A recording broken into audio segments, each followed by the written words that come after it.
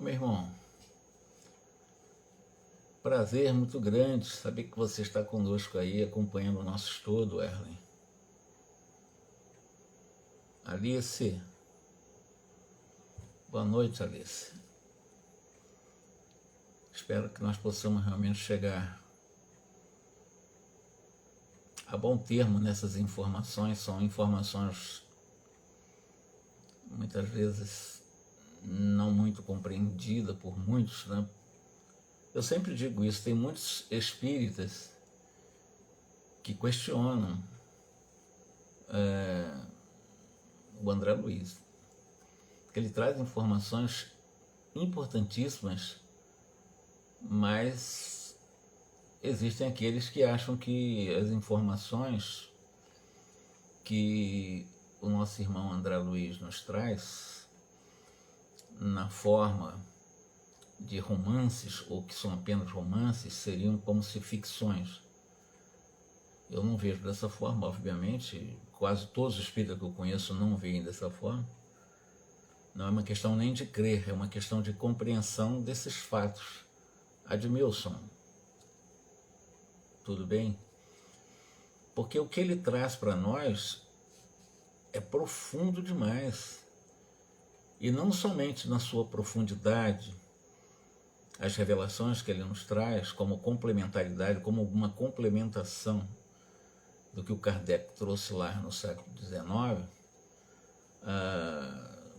nos prepara bastante para uma vida que transcende a vida material. E outra coisa, um convite para a mudança de comportamento, que o foco do André Luiz em todas as lições de todas as suas obras, principalmente essas 13, né, a vida no mundo espiritual, é um convite para a transformação de comportamento, é um convite para que nós possamos ressignificar nossos valores, que não são nem valores, muitas vezes tidos como tais, a fim que nos preparemos um pouco melhor para o ingresso na vida real, na vida espiritual. Hoje nós vamos falar exatamente sobre um processo redentor. Não vai dar porque é um capítulo longo, mas nós vamos começar a tocar no assunto. Mas antes de tocar no assunto de um caso, mais um outro caso estudado, que é de um menino paralítico, ele é totalmente deficiente no sentido psicomotor, questão auditiva, visual. Uma mãe muito boa, mas comprometida com ele comprometido com movimentos revolucionários, e nós vamos ver um pouco da vida dele, talvez comecemos hoje. Mas esse processo reencarnatório de seres que ficam absolutamente tolhidos em um corpo que não consegue sequer, além de não se movimentar, tem 8 anos de idade. A análise dessa criança tem 8 anos de idade. Nós vamos fazer uma análise, vamos começar hoje a fazer a análise dele, mas antes vamos voltar à questão da Julieta, que a espiritualidade fez de tudo, está fazendo de tudo para que ela não entrasse em processo de uma doença mental, um processo mais grave de doença mental. E isso levou muito tempo, né? Lembrando da Cândida, né, que desencarnou, e houve a promessa de Antonino, que realmente disse que casaria com aquela cantora, aquela que realmente era dançarina da boate. Esse caso nós vimos e teve um final muito bom, com a intervenção permanente dos nossos irmãos espirituais. Esse caso aqui, como eu disse, que é uma criança deficiente, uma criança realmente com deficiência física e mental, ele começa dizendo: o trabalho de socorro a Julieta absorvera algumas horas de socorristas, né? O nosso esforço tem por especial finalidade impedir a consumação dos processos tendentes à loucura. Então, uma intervenção direta, no caso de Julieta, ainda o caso anterior, é que a espiritualidade, elas têm uma rede de espíritos que amparam para que, nesse sentido, possam ajudar as pessoas a não entrar em processo de estágios psicóticos, no estado de loucura mesmo na Terra. Porque há uma tendência muito grande de uma loucura generalizada na Terra. Se não houver uma intervenção espiritual, o ser humano tende realmente a criar ou a bloquear as funções cerebrais e entrar em processo de alienação. Porque falta Deus, falta a prática da bondade, né, a partir de si, do amor a partir de si. Falta muito isso. Por isso que nós vemos falar em pandemias, por isso que ainda logo depois de uma pandemia, essa guerra, clamor de guerras perigosíssimas, sensibilizando a natureza, a vida na Terra. O homem é assim. Então, essa rede de amparo espiritual, nesse sentido, é quase infinita nas pessoas que estão com uma tendência à própria loucura. Se não houvesse uma intervenção espiritual, e ele chega a dizer aqui que é uma rede de amparo espiritual quase que infinita em toda a Terra, nós viveríamos num planeta só de loucos. Então há uma intervenção muito grande na vida física dos seres humanos, até para poder realmente contornar o desafio da vida material. A desarmonia mental constitui sempre, para o André Luiz, como fosse o início de um término de uma luta. Por exemplo, reportamos aos dramas íntimos de cada pessoa em processo de não identificação com a personalidade. Identificação assim, graves problemas de transtorno ou desvio de personalidade, dos processos introvertidos, desequilíbrio de uma forma geral psicoemocional, nas questões dos fenômenos de involução também, ou seja, das tragédias passionais. Não é involução no sentido espiritual, mas de alguns ganhos no sentido mais intelectual, em que as pessoas, por exemplo, vamos ao caso que está acontecendo hoje lá na Europa, né? Nós temos um líder poderoso no mundo que supostamente aparenta, né, um equilíbrio, mas tem uma sanha assim de império, né, de expandir o domínio dele, aparentemente religioso, porque ele é praticante e muito ligado ao sacerdote máximo da Igreja Ortodoxa lá da Rússia, então supostamente espiritualista, mas o comportamento, a forma dele se comportar é quase de um irracional, não há dúvida nenhuma, porque você autorizar pessoas a estar jogando bombas, como fez o Hitler, então é uma situação complicada, né? Quase que um estado, se não um verdadeiro estado de loucura, né? Embora todo o poder que tem em suas mãos. Nas esferas espirituais, são inúmeras as organizações socorristas dessa natureza que vão socorrer pessoas em processos de anomalias mentais. É imprescindível amparar a mente humana na crosta planetária, onde se exige incessante e complexa colaboração espiritual. A ciência se encarregou de superintender o desenvolvimento harmonioso dos fenômenos pertinentes à vida física. A ciência, ela é materialista, ela vive sob o manto poderoso do dogma materialista. A ciência é profundamente materialista. A filosofia se incumbiu de acompanhar essa ciência materialista, enriquecendo-lhe os valores intelectuais, mas num processo horizontalizado em termos de crescimento espiritual. Só fica realmente na superfície da inteligência, mas não consegue trabalhar a emoção, os sentimentos, a razão. A razão no sentido, a razão emocional. A religião,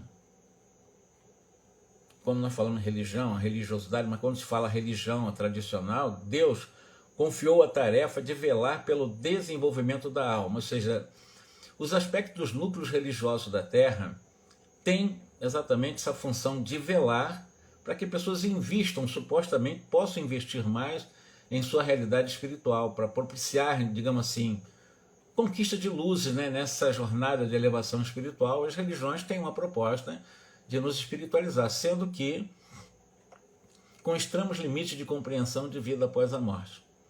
A crença religiosa, sobretudo nos últimos anos, ela tem se revelado incapaz, digamos assim, de um cometimento mais profundo, mais adequado para nos ensinar o que é a vida após a morte. Por isso que eu digo que o monumental ensino de André Luiz nos prepara muitíssimos e nos coloca muito maduros diante da realidade após a morte. O que 99% dos seres humanos encarnados e muitos desencarnados não têm noção. Então o André Luiz é importante porque nos prepara, e pouquíssimos têm esse preparo para ingressar no mundo espiritual, ou no mundo chamado na erraticidade. Enquanto a edificação científica, que é um dos três pés, né, religião, filosofia, ciência, filosofia e religião, Aqui ele vai falar que enquanto a edificação científica no mundo se apresenta igual uma árvore gigantesca, abrigando essas inteligências encarnadas só no mundo racional, em seu que ele chama de ramos cheios de teorias e raciocínio só. A religião, bastante dividida no mundo de hoje, ele chama de subdividida em numerosos setores, dá uma pálida ideia de uma erva raquítica a definhar no solo. Quer dizer, tem uma proposta de espiritualizar em nosso processo de evolução espiritual, mas não tem muito conteúdo para esse processo. Por quê? Porque os seus líderes eles ficam presos a dogmas dentro de uma teologia absolutamente antropomórfica, bastante punitiva, coercitiva, delimitadora de liberdades. Então as religiões extrínsecas, as religiões que existem no mundo de hoje, elas realmente preparam um pouco, exatamente. Nós acabamos com a erva raquítica definhando num solo do conhecimento, com sede do que vai acontecer após a morte. Porque normalmente eles se prendem a inferno, purgatório, limbo, e assim vai. Quer dizer, não tem uma noção. Você pode pegar qualquer religioso, qualquer um religioso de outra religião, e perguntar para ele o que ele espera após a morte, ele não vai ter uma resposta objetiva, ele não sei. Aliás, muitos espíritas também, diga-se de passagem, porque não estudam. Não é espírita, né? Ele conhece, leu alguma coisinha, assiste palestra há 1000 anos, mas não estuda, não compreende essa lógica, porque o fundamento do espiritismo, como doutrina reveladora, é mostrar a nossa imortalidade. Por isso que Jesus, o símbolo maior da mensagem dele é a ressurreição, como simbolizando a morte da morte, ou seja, a vida sobre a morte, né? A vida após a morte, ou a vida após a vida. E ele veio trazer para nós a certeza da imortalidade até ao se materializar após a crucificação. E o Espiritismo, como uma nova revelação, vem provar isso de uma forma muito clara, através da mediunidade, das revelações, através dos fenômenos, através do Espiritismo, porque é uma doutrina realmente que foi projetada pelo próprio Cristo. Agora, são poucos espíritas que estudam com um pouquinho mais de cuidado para entender o que é a vida após a morte. Deus não ignora os obstáculos que se avolumam nos chamados círculos da fé. Para a investigação do conhecimento, para que se você quiser conhecer no campo somente da razão, basta você estudar, você vai ampliar o seu valor intelectual, ponto. E aí? Você pode se conhecer muito, mas você não consegue se trabalhar dentro de você. E muito menos saber o que vai acontecer com você após a morte. Pode perguntar a qualquer intelectual do mundo o que vai acontecer com você após a morte. O que pode acontecer com você após a morte? Você, não sei, não é como prova, são materialistas normalmente, né? Ou espírita que vive mais do mundo material, que não vão saber explicar também. Chega para um católico, para um evangélico, para um muçulmano, para um budista, eles vão ter pouca informação, pouca compreensão, pouco entendimento do que é a vida após morte. Isso é real, embora se diga um espiritualista que existe a vida após morte, né? O problema religioso demanda altas possibilidades, principalmente do sentimento. Porque você conhecer muito, ter muita informação, não basta.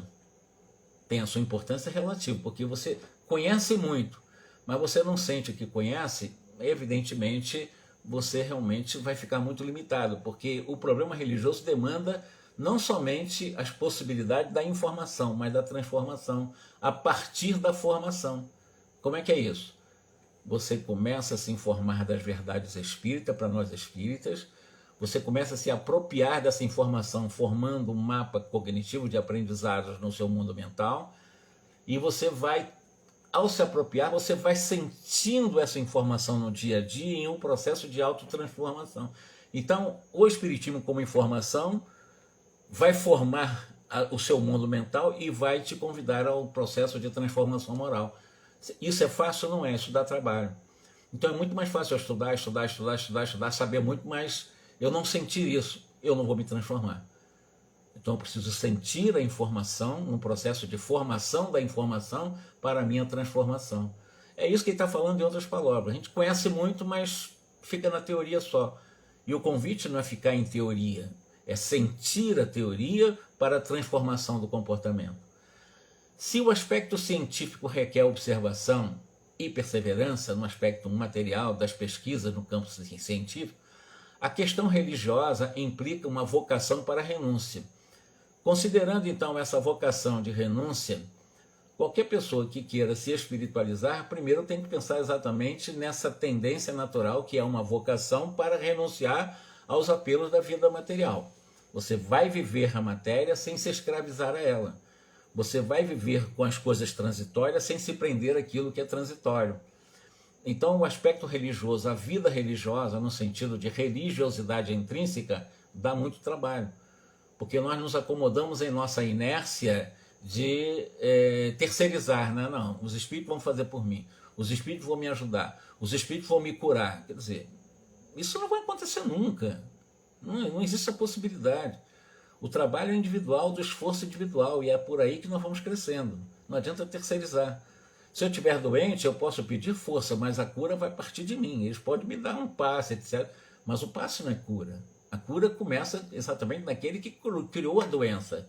A doença vem do doente. E a única forma de curar a doença é curando o doente. E quem cura o doente é o próprio doente, não quem está fora do doente. Isso também é regra básica para o nosso crescimento.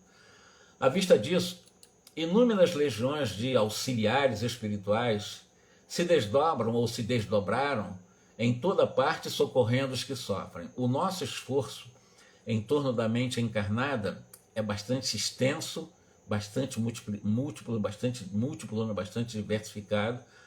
Porém, se o serviço dá motivo a preocupações, também é fonte de prazer. Dá muito trabalho esse trabalho que a espiritualidade faz junto aos seres humanos, até para que eles não desandem para os processos de psicopatologias graves em termos de pandemias psicopatológicas na Terra. Então eles trabalham muito.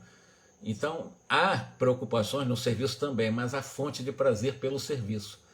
Até porque nós somos humanidade em uma só família. Aí o André perguntou para o Calderaro o seguinte: como é que acontece, como é que se opera a administração desses auxílios aos seres humanos? Será para qualquer um? Ou só para espírita, só para católico, só para evangélico, só para muçulmano, só para budista? Como é que é isso? O André Luiz estava querendo saber como é que é esse socorro, considerando o aspecto de um apoio, sob o ponto de vista religioso também, porque o religioso tende a orar na busca de uma formatação de uma oração intercessória, a benefício de alguém, a benefício da terra, enfim. A ordem preside-nos a atividade em todas as circunstâncias. Aqui há organização. A espiritualidade sabe se organizar para trabalhar em todos os níveis, com todos os seres humanos, independentemente do rótulo religioso. Quer ver? Quase sempre é a prece intercessória que determina os processos de auxílio. A prece, representada pelos desejos não manifestados, pelas aspirações íntimas, pelas petições declaradas, derivada ou de zonas superiores ou de zonas realmente daqueles vales das paixões humanas, e sobre as velhas concepções do separatismo religioso, o Calderaro explicou o seguinte: não aludimos aqui à importância da prece de qualquer religião, ou seja, as orações intercessórias ou as pretensões de correntes a benefício de um e de outro. Nós não ficamos presos a rótulo religioso. A prece de um católico é tão importante quanto a prece de um evangélico, é tão importante quanto a prece de um espírita, é tão importante quanto a prece, se é que um ateu faz prece. Mas um ateu pensar em Deus no momento em que está em sufoco, isso também é prece. Embora ele possa achar que não, mas é. Né? Colaboramos independentemente de fórmulas dogmáticas. O trabalho da espiritualidade é independentemente de raça, de cultura, de religião. Nosso objetivo é em favor da união dos valores substanciais de uma vida melhor na Terra, sob o ponto de vista espiritual. Chegamos aí, depois dessa lição que ele deu para o André Luiz, mostrando a questão da religião, da religiosidade, da ciência, da importância da informação, da formação para a transformação, tudo isso o Calderaro explicou para ele. Aí ele está mandando em direção a essa residência, onde nós vamos entrar nesse novo caso. O Calderaro entrou numa casa muito simples, descrito aqui por André Luiz, uma casa muito simples, né? Temos infatigável companheiro de outras épocas reencarnado em dolorosas condições. Então, vai começar a analisar o caso desse companheiro em dolorosas condições. De alguma semana para cá, o Calderaro diz: assisto-lhe a mãezinha através de passes reconfortantes. Por quê? Ela tem, e ela chama assim, uma horrível estrutura orgânica, o filho dela tem uma horrível estrutura orgânica e está preso a ela de alguma forma também, até por questões de vidas anteriores, mas há muitos séculos ligado a ela também. prendem-se mutuamente por grilhões de graves compromissos. Considerando-lhes o nobre costume da oração em horário prefixado, valemos dessas ocasiões para vir lhe amparo. Então, essa mãe desse menino, muito comprometido com o passado, ela tem um momento de orar dela, ela é disciplinada, então tal hora do dia, todas aquelas horas do dia, assim como em nosso lar existe também a oração crepuscular, ela tem o seu momento de oração, é onde o Calderaro vai ajudá-la, já que ela é a mãe desse menino. Achavam-se em pequena câmara onde um esquelético enfermo repousava chorando, aí não vou entrar no personagem. Duas entidades infelizes cercavam-no, o menino enfermo inspirava piedade. Então, era enfermo, esquelético, narrado aqui por André Luiz, e paralítico de nascença, primogênito de um casal, e essa é a mãe dele que está recebendo esse auxílio do Calderaro, né?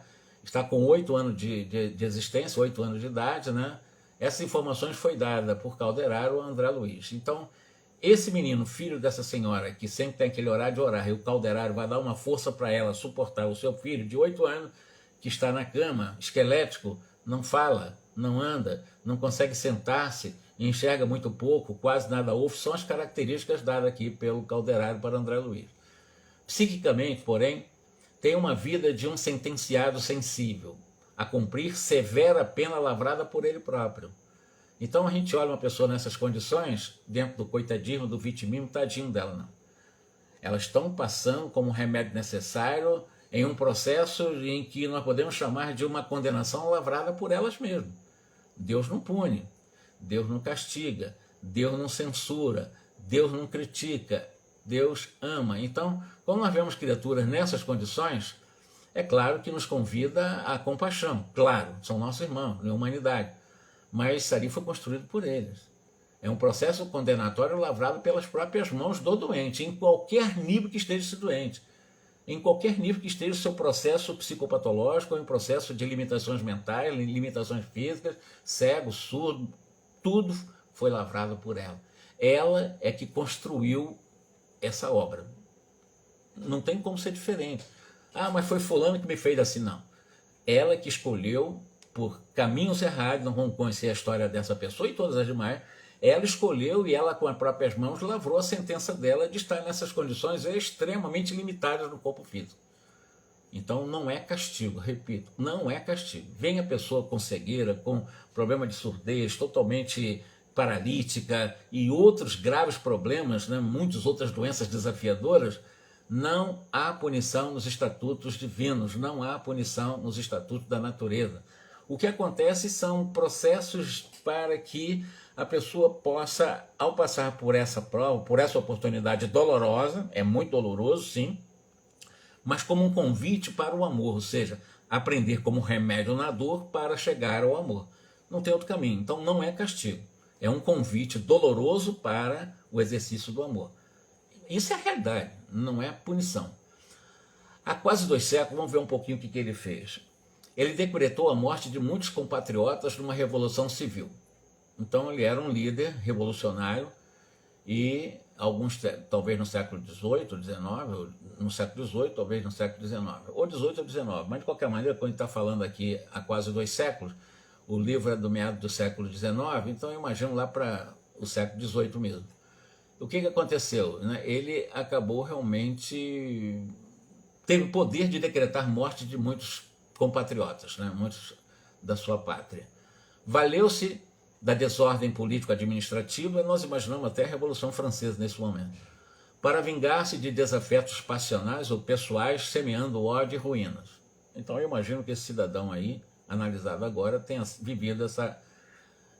Porque se espalhou pela França, a Revolução Francesa não foi só em Paris, então teve em outros momentos em que houve essas rebeliões. Viveu inomináveis suplícios nas regiões mais densas das brumas depois que morreu. Inúmeras vítimas que ele mandou decretar matar, já lhes perdoaram. Então muitos já cresceram, já não estão mais perseguindo ele. Mas outras ainda estão obstinadas, sobretudo essas 2 entidades que ainda estão cobrando dele. A Malta, esse grupo de espíritos inferiores, antigamente muito densas, foi diminuindo pouco a pouco, até que se reduziu aos 2 últimos inimigos, que nós estamos vendo que estão lá agora, hoje em processo final de transformação. Então isso é ótimo. 200 anos depois, ele já está só com 12 obsessores. Ele tinha vários, viveu vários anos no umbral. E agora só está com 12 obsessores, mas reencarnado em um corpo, como eu disse, totalmente esquelético, paraplégico, totalmente quase cego, surdo, mudo e com graves problemas também cognitivos, etc. Com as dores vividas em sombrias e dantescos vales de sofrimento, esse infeliz aprestou-se para esta fase conclusiva do resgate, ou seja, ajudaram ele a reencarnar nessas condições. Ele conseguiu, assim, a presente reencarnação com o propósito de completar a cura efetiva em cujo processo se encontra faz muitos anos. A paisagem era triste, enternecedora, o doente de ossos atrofiados e carne quase transparente pela idade deveria ser uma criança até bela e feliz, com 8 anos de idade, uma criança linda, mas não. Ali, entretanto, se achava imóvel, a emitir gritos e sons guturais, aqueles sons, né, que saem do peitoral, do tórax, aquela coisa gutural, próprio de seres sub-humanos. Então, André Luiz descreve, com muito respeito, como é que ele era, né, o seu processo fisionômico. Ele, segundo André Luiz, né, ele se assemelhava ao que ele chama de um descendente de um macaco, de um símio bem acabado. Então estava mais semelhante a um ser irracional, sub-humano. O André Luiz sentiu isso, é um ser humano realmente em condições, até ele está usando aqui, emitia gritos e sons próprios de seres sub-humanos, seres irracionais. Então era um animalzinho ali, né, na visão de André Luiz, era uma coisa diferente, né, um ser humano bastante prejudicado, vamos dizer assim, né? E isso André Luiz contando aqui, né, que assemelhava-se a um descendente de macaco, ou símios, né, bem acabado. Explicou Calderaro que o espírito não retrocede, assim, ele pode ser semelhante a um animal, mas o espírito não volta a ser animal, seria uma metempsicose. Nós não estamos aqui diante de uma metempsicose.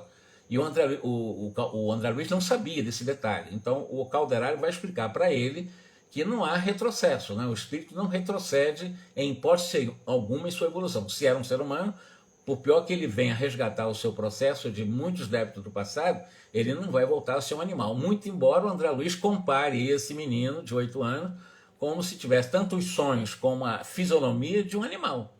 Um verdadeiro um símio, ele chama um símio bem acabado, é isso que ele está usando o termo aqui. Todavia, as formas fisionômicas podem sofrer degeneração para promover os processos regenerativos. Então, assim, não há um retrocesso no sentido de evolução moral e intelectual, mas o fisiológico pode sofrer degeneração. Em outras palavras, a própria semelhança com o animal desse ser reencarnado mostra que houve aí uma degeneração de uma fisiologia humanizada para uma fisiologia de um animal irracional, embora melhorada, né? Mais bem acabada, mas ainda com fisionomia de animal. Com fisionomia, para você não usar uma palavra bem popular, com fisionomia de macaco mesmo, é o que ele está falando, com fisionomia de símio bem acabado. Está escrito aqui no capítulo, estou dizendo o que eu estou lendo aqui. Então, é um ser humano que ficou realmente mais parecido com um animal, fisionomicamente falando, do que com um ser humano, digamos assim, na estrutura de um ser humano, vamos dizer assim, normal, né? Não estou colocando padrões, né, ou parâmetros para dizer o que é bonito, feio, não, estou dizendo. A fisiologia, essencialmente não há regressão. Espiritualmente o espírito não regride. Mas há possibilidade de degeneração do fisiológico, sim. É um assunto muito discutido no meio espírita, porque o André Luiz, em alguma obra, vai falar sobre ovoides, que não quer dizer exatamente semelhante a ovo, mas alguma coisa, uma ameba, alguma coisa assim semelhante, né? Polvo, né? Tem muitos seres assim, nessas condições. O André Luiz vai tocar nisso, mas esse é um assunto polêmico para uns. Para mim, eu entendo facilmente, porque quem dá a estruturação no campo energético que liga o espírito ao corpo físico é o perispírito. E o perispírito ele tem várias características, ela tem enfim, várias naturezas, dentre as quais exatamente a plasticidade. Se tem uma mente doentia lá, exatamente esse perispírito vai sofrer com essa mente doentia e certamente vai degenerar, sob o ponto de vista do aspecto humano, para alguma coisa semelhante a um ser ainda subhumano. Isso é absolutamente possível. Isso não fere o conhecimento científico da própria doutrina espírita, né? Nós estamos diante de um caso aqui, né? Um quadro bem representativo para mostrar essa possibilidade de degeneração fisiológica, não espiritual nem moral, mas, sob o ponto de vista do aspecto mais físico ou perispiritual. Todo mal e todo bem praticado na vida impõe modificações em nosso quadro representativos. Esse espírito envenenou para muito tempo os centros ativos da organização perispiritual. Nós conhecemos, meus irmãos, não tem como fugir disso, quantos seres reencarnam com aspectos, não só como nasce, porque todo ser humano, assim, normalmente, nasce muito semelhante, né? Com aspecto muito próximo, semelhante, quase que a maioria, né? Na média. Mas existem seres humanos que nascem numa condição realmente a gente percebe uma degeneração fisionômica, sim. A gente percebe pessoas que ficam realmente muito, no sentido assim, elas, ao nosso olhar, realmente são pessoas muito maltratadas, assim, um espírito realmente sem um aspecto humano harmonizado, né? Muitos defeitos, degenerado. O termo é esse, é o que o Calderá está dizendo, degeneração fisiológica. Então são seres que nascem já com essa degeneração e que, de alguma forma, impactam, né? Dá os seus impactos naturais. E o André Luiz, lá ainda na sua inocência, né? Ainda não é um grande conhecedor do espiritismo, ele vai comparar essa criança que nós estamos estudando agora exatamente a um macaco. Nós está comparando exatamente a um símio bem acabado. Então, tal a degeneração fisionômica desse ser. Isso é absolutamente possível. Esse ser, ele não involuiu, porque não existe involução em um processo da lei de evolução. Mas, fisionomicamente, houve e há, sim, uma degeneração quando nós, mentalmente, estamos em muito desequilíbrio. Esse aí mandou matar, decretou a morte de muita gente numa revolução. Então, ele contaminou, além de trazer vários inimigos que contaminaram o perispírito dele, como está dizendo assim, ele envenenou por muito tempo os centros ativos dessa organização perispiritual. Cercado de desafetos, permanece quase embotado pelas sombras resultantes dos seus tremendos erros. No campo consciencial, chora e debate-se sob o aguilhão de lembranças torturantes que lhes parecem intermináveis. Então, aqueles decretos que... Eu lembrei hoje do nosso irmão Putin, né? Ele pode estar aparentemente nos nossos olhos, sendo normal, mas subconscientemente dele, ou no mundo consciencial dele, ele sabe o que está fazendo. Sabe das escolhas dele, que muita gente está sendo profundamente destroçada em nome de uma guerra injustificável. E isso vai trazer para o nosso irmão, por isso que eu oro por ele, porque é o nosso irmão, né? Ele está num momento de pura escuridão de lucidez. Vai trazer consequência para ele, né? 200, 300 anos depois vai estar em umas condições dessas ou pior. Então nada acontece por acaso, né? Ele, como hoje, né, ele próprio está lavrando a sua própria futura sentença. É assim que a vida funciona. Não é, Deus não condena, Deus não castiga, Deus não censura, Deus não pune, Deus ama. Mas os processos de reencarnações expiatórias são necessários para que eu possa, nessas condições, é para que eu aprenda a não fazer mais aquilo que eu fiz para chegar a isso. Fazer por outro caminho para não chegar a essas condições. Então é apenas uma oportunidade para refazer, para reaprender. Agora, se eu transformar isso em culpa, o problema é meu, não é Deus que me pune. É eu que estou querendo me punir, mas isso também não vai resolver nada. Se Deus não pune, eu não tenho poder para me punir, né? Embora eu vou querer caprichar isso para querer pagar. Não adianta, não é assim. Se paga eu, com amor. Os pensamentos de revolta, de vingança dos obsessores lhe vergastaram-lhe o corpo perispiritual por mais de 100 anos consecutivos. Então, esses obsessores acabaram, eram vários deles, né? Foram diminuindo com o tempo, mas são 200 anos de perseguição. Foram extraindo do campo energético do perispírito dele energias vitais, sobretudo dos chamados chakras, dos mais importantes, dos 7 chakras, porque os chakras são sediados no perispírito. Os chakras são elementos, são vórtices, né, de captação de energias, do qual eles captam e conseguem, vamos chamar assim, de pequenos mini condensadores que condensam energia e distribuem no perispírito para o corpo físico, ou permanece no corpo perispiritual. Mas o importante é saber que se houver intoxicação, como envenenamento fluídico desses centros captadores de energias, o que vai acontecer? O corpo vai ressentir-se. Nesse caso, um menino totalmente aleijado, cego, surdo, não consegue falar, emitindo sons igual de animais. Uma situação realmente bastante triste aos olhos de quem não está passando por isso, né? Mas ele sabe da importância para ele, né, passar por isso. Como choques de desintegração da personalidade, e ele se mantém distante do acesso à zona mais alta do ser, onde situamos as chamadas áreas das noções superiores. Em vão, ele se debateu no campo do esforço presente, isto é, a altura da região em que localizamos as energias motoras, porque os adversários implacáveis compeliram-lhe a mente a fixar-se nos impulsos automáticos no império dos instintos. Então ele não tem condições sequer de raciocinar. Então é um ser que nós chamamos de, antigamente chamavam de débil mental, deficiente mental, pessoas com deficiência no campo cognitivo, porque está perturbado o seu mundo mental. Ele não consegue nem, ele está vivendo mais da chamada zona do instinto, mas por isso como um animal, uma inteligência mecânica. Então quase que um animal, embora um ser humano num corpo totalmente deteriorado. Isso é o que está acontecendo com esse menino. A lei, aí vai a lei de causa e efeito, que não é punitiva. A lei de causa e efeito é uma lei que existe para que nós nos protejamos de nós, e esse caso dessa doença grave dele é para que ele proteja-se dele mesmo, dos seus maus. Imagine decretar, matar inimigo, desafeto e tal, numa revolução qualquer. Então ele aprendeu, não faça isso, você vai trazer consequências, porque eu tenho liberdade de fazer o que quiser da minha vida, mas sempre eu preciso ter a consciência que eu sou responsável pelas escolhas que eu faço. Sempre virá o depois. É lei. Não é castigo, é lei. Sempre a gente tem que pensar no depois. Eu posso fazer o que quiser da minha vida, mas sempre pensando no depois. Isso é muito importante. E a lei de causa e efeito não é punitiva. Ela realmente existe para que nós possamos nos proteger dessas nossas más escolhas, né?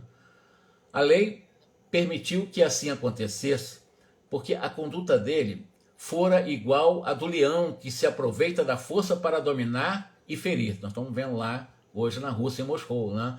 Aquele que tem uma força igual a de um leão, de um verdadeiro jaguar, né? esses animais poderosos, né? E aproveita da força para dominar e ferir. Nós estamos vendo isso hoje. Os abusos da razão e da autoridade constituem faltas gravíssimas ante o eterno governo dos nossos destinos. Aí o Calderaro deu essa lição, que eu estou mostrando para vocês agora, e perguntou para o André Luiz: você está compreendendo o que eu estou dizendo, André? Porque o André Luiz realmente, ele é ainda... Ele não conhece o espiritismo, ele está começando, tá com vários instrutores, né? Teve o Jerônimo, Alexandre, agora Calderaro, ele tem vários instrutores, ele está aprendendo, ele é um aprendiz. E o Calderaro perguntou se ele entendeu o que o Calderaro está dizendo, né? E continua aqui: espiritualmente, este pobre doente, continuou o Calderaro, né? Ele não regrediu, não houve uma regressão, não houve uma metempsicose. Não uso esse termo aqui, mas o termo que nós conhecemos é metempsicose. Mas o processo de evolução que constitui o serviço do Espírito Divino através de milênios foi por ele mesmo enfermo, oprimido, aviltado e paralisado. Olha só que frase interessante do Calderaro. Não há uma involução. Está bem claro aqui. O processo de evolução é um serviço do Espírito Divino, através de muitos e muitos e muitos milênios em que nós vamos aprendendo. Mas esse processo de evolução, de alguma forma, eu posso oprimir, aviltar e paralisar. Como eu posso paralisar a lei de evolução? Já que eu estou falando de uma lei de evolução. É o que ele está falando. E eu concordo, porque ele está falando, no caso esse menino, né? Ele oprimiu pelo comportamento malsão, aviltou a própria lei de evolução e paralisa o processo evolutivo. De que forma? Fica estacionado no processo evolutivo. Exemplo: nós temos a força evolutiva, a força da evolução, nós chamamos de lei de evolução. Tudo evolui no universo, tudo. E tudo tende à unidade, mas tudo evolui. De onde vem a lei de evolução para nós, nos convidando para evoluirmos? Vem das leis que trazemos na consciência. É ali que é a sede, nós chamamos da força endoevolutiva. O que é isso? Força endoevolutiva. É uma força que vem de fora me convidando a evoluir. Perfeito? Então essa lei é para todo mundo. Os seres humanos, os outros e outros reinos. É uma lei universal, a lei da evolução. Pois bem, então essa força endoevolutiva me convida a evoluir. Ela não me impõe. Você tem que evoluir. Não. No momento que eu já tenho a minha razão, ela me convida a evoluir. Ela não me impõe evolução.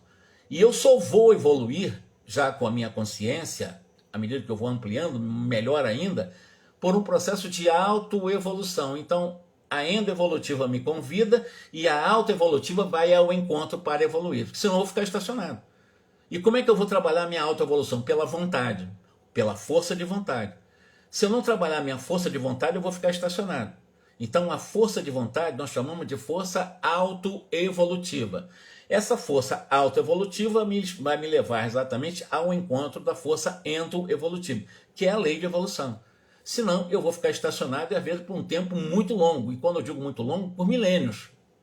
Por isso que o que constitui serviço do Espírito, a lei de evolução, esse processo de evolução, por esse que nós estamos estudando, esse rapaz que nós estamos estudando agora, ele mesmo oprimiu, aviltou e paralisou. Ele está em algum momento paralisado, embora está agora no momento final de resgate 200 anos atrás.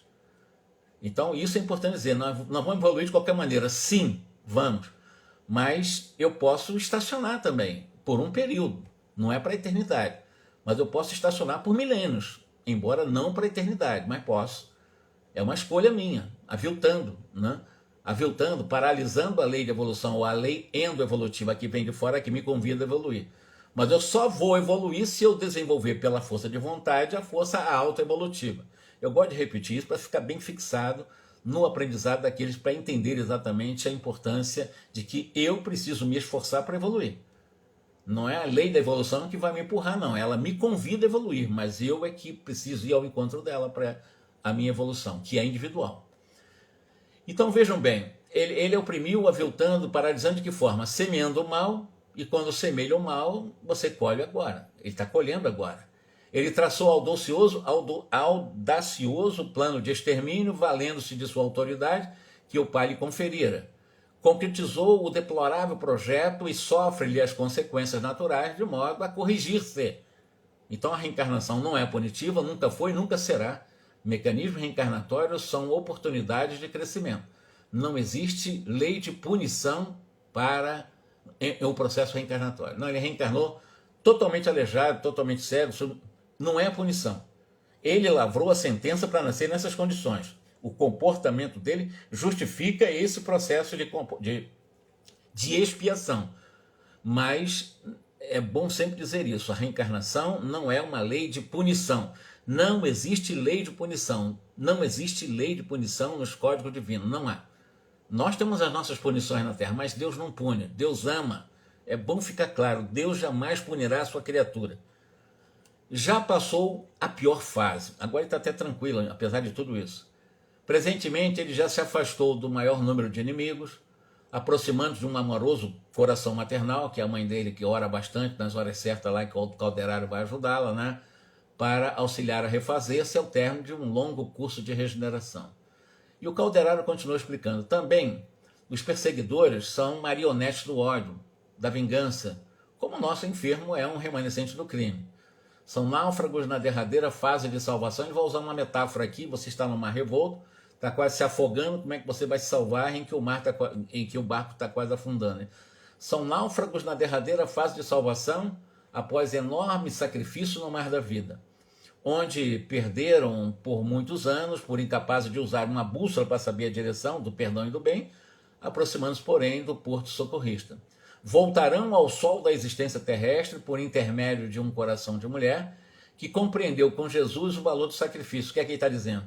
Esses dois obsessores reencarnarão como irmãos desse rapaz, desse menino de 8 anos. São obsessores agora. Estão sendo preparados para que eles possam reencarnar nesse lar e, como irmãos, começar essa aproximação de amor, verdadeiro amor pelo seu irmãozinho totalmente limitado. Lembrando que esses obsessores foram vítimas do qual ele decretou morte naquela revolução, certamente na Revolução Francesa. E isso vale por mim. Eu que deduzo, né, pelo tempo que ele está falando, 200 anos sofrendo, quando foi publicado o livro e tal, eu imagino, estou projetando por a Revolução Francesa. Então ele vai receber suas duas vítimas, né, que as outras já todas cresceram, mas essas duas continuam perseguindo ele. E ele, nessas condições, totalmente limitado, a sua mãe cederá o seu ventre para que os dois reencarnem e se tornem irmãozinhos dele, e aí vão ter essa experiência agora o grande sacrifício será dela, com certeza, mas ela também tem, né, a sua parcela em todo esse processo.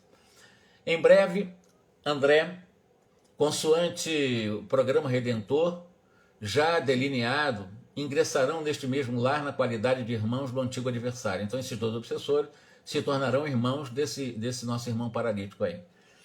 E quando entrelaçarem as mãos sobre ele, consumindo energias por ajudá-lo, assistido pela ternura de abnegada mãe amorosa e justa, beijarão o antigo inimigo com imenso afeto. Então, como irmãos, certamente vão tratá-lo com esse afeto e toda essa nesga, né, essa toxicidade de perseguição, de ódio, de vendita, vai se diluindo na condição de reencarnado como irmãos.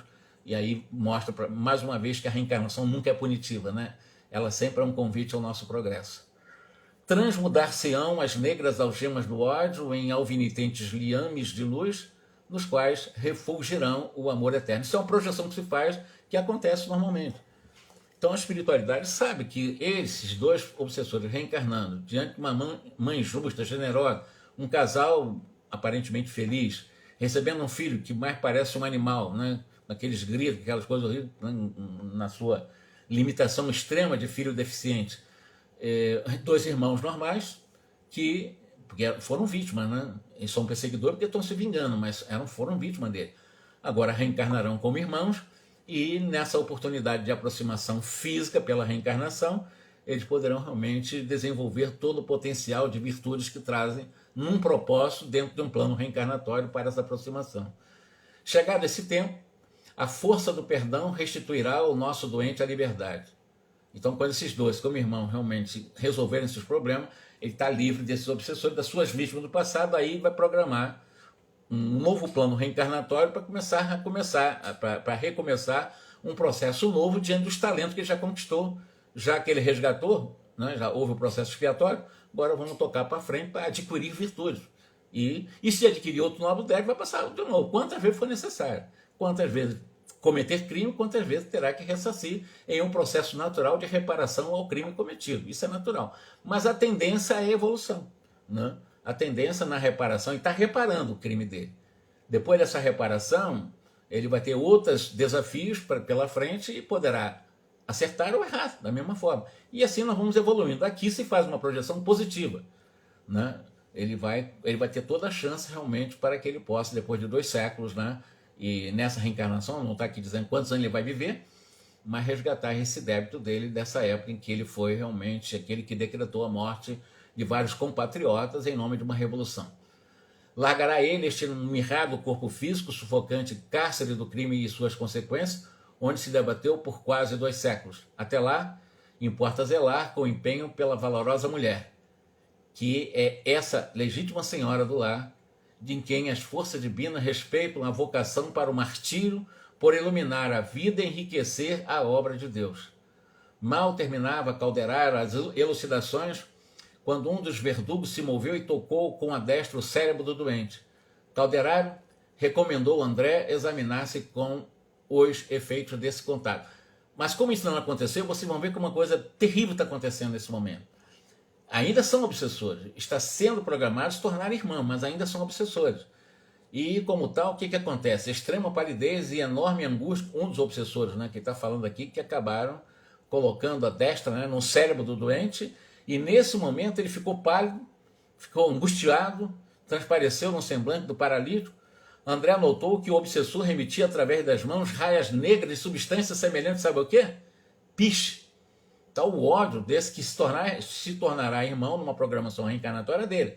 Mas nesse momento, como obsessor, ele está projetando através da imposição das mãos no cérebro do doente, né, do paralítico aqui, substância semelhante ao piche, as quais atingiam o encéfalo do pequenino paralítico, acentuando as impressões de pavor. Mais angústia, mais convulsões, mais problema para a mãe, etc. Isso o obsessor provocando isso. Substâncias emitidas através da imposição das mãos, alcançando o cérebro do doente e provocando todo um processo de impressões de medo, pavor, convulsões, etc. Então ainda há o processo da perseguição. Eles serão preparados para ser irmãos, mas nesse momento nós estamos perseguindo. Nesse momento estão emitindo, né, através dessas raias negras, filetes negros de substância semelhante ao piche, alcançando o cérebro do menino. André dirigiu ao Calderaro um olhar interrogativo e Calderaro explicou para ele o seguinte: se o amor emite raios de luz, o ódio arremessa estilete de trevas. Nos lobos frontais ou nos lobos frontais recebemos o estímulo do futuro. No córtex abrigamos as sugestões do presente. E no sistema nervoso propriamente dito arquivamos a lembrança do passado. O nosso pobre amigo está sendo bombardeado por energias destrutivas do ódio na região de serviço do presente. E nós temos 3 regiões importantes analisadas aqui pelo próprio Calderaro no nosso cérebro, no nosso encéfalo. A região de baixo, né, que é a região que nós chamamos do subconsciente, onde nós temos todos o universo, né, reptiliano dos nossos instintos, né, do mundo instintivo. A parte do centro do nosso cérebro, considerando essa região do centro do cérebro, no meio do cérebro, nós temos a região do presente, né, das emoções do presente, e na parte frontal, nos lobos frontais, onde estão exatamente as projeções possíveis de trabalho cerebral para a transcendência, né, para exatamente o superconsciente, a vida superconsciente. Então, consciente, inconsciente e o superconsciente. Isso foi analisado aqui em nossa obra, eu só estou dizendo que nós já estudamos aqui. Eu vou deixar essa parte aqui para sábado que vem, porque são detalhes importantes em relação a influência dessa substância semelhante ao piche que esse obsessor lança nesse menino paralítico, né, de 8 anos de idade. O que isso acontece? Por que isso acontece? Porque nós já sabemos. Mas quais as consequências disso, né? E detalhar um pouquinho mais, que são termos técnicos que eu acho que vale a pena. Nós estamos estudando, né? Não estou fazendo uma palestra aqui, eu estou estudando com vocês, junto com vocês, o livro No Mundo Maior. Então nós vamos deixar para sábado que vem, às 21 horas, dar uma continuidade esse processo da obsessão, como é que está acontecendo. Vocês já viram quem é a personagem, né? Essa criança de 8 anos, e quem são esses 2 obsessores, já pré-programados para serem irmãos mais tarde, mas como é que isso vai acontecendo, como é que isso vai sendo desenrolado, e eu prometo para vocês, se não desencarnar até lá, estar realmente aqui de novo fazendo essa live, tá bom? Um grande abraço para vocês, meus irmãos. Muitíssimo obrigado pela presença, pela paciência. Queiram exatamente receber no fundo do coração toda a minha gratidão, tá bom? Eu que agradeço, tá, Lazarine? Eu agradeço muitíssimo você pelo apoio moral que só Deus sabe, inestimável, que você tem dado para os meus trabalhos de pesquisa, de estudo. Obrigado, Edmilson, também, tá? Alice, gratidão sempre também, minha irmã. Um grande abraço para você, tá?